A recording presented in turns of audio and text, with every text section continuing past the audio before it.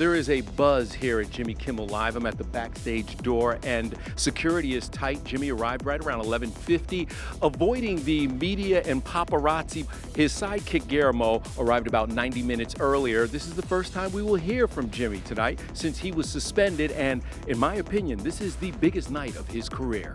And now, Jimmy Kimmel! Minutes before we started taping, we got word that our friend Jimmy Kimmel will be back on the air. Our long national late nightmare is over.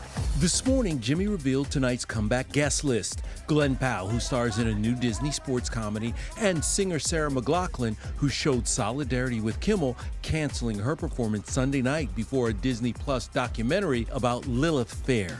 We have collectively decided not to perform, but instead to stand in solidarity in support of free speech.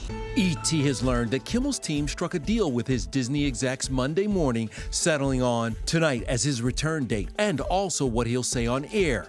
Those discussions, we're told, kicked off last Thursday at his attorney's LA office.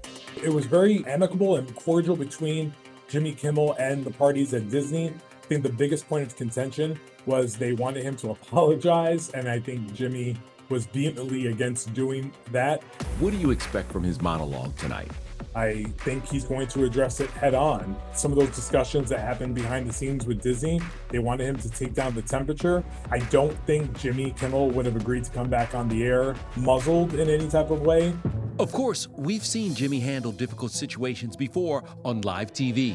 La La Land. Like the infamous 2017 Oscars mix-up. Moonlight. Best Picture.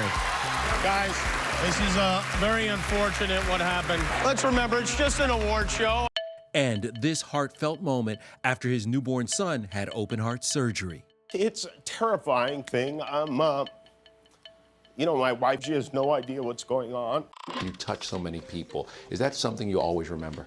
Yeah, how could you forget something like that? People were so nice, and people still are so nice. Everybody, they come up to me, they ask me how Billy is, and people say they're praying. It means a lot. This morning, Disney announced another price hike for its streaming services. And although tonight's return might feel like a win for Kimmel, it's not a total victory.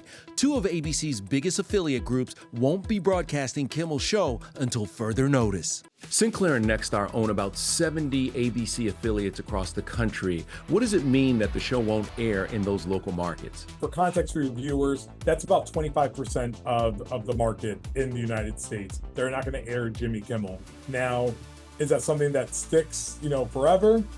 Maybe, maybe not. There were protests outside the Disney studios last week, and a lot of people said they were going to drop their streaming accounts. I just canceled my Disney Plus and Hulu subscriptions. Do you think that the uproar had any part in Kimmel's return? You have to assume it did. I mean, when you look at anything that hurts the bottom line. Disney put Kimmel back on because you, the American people, were upset, okay?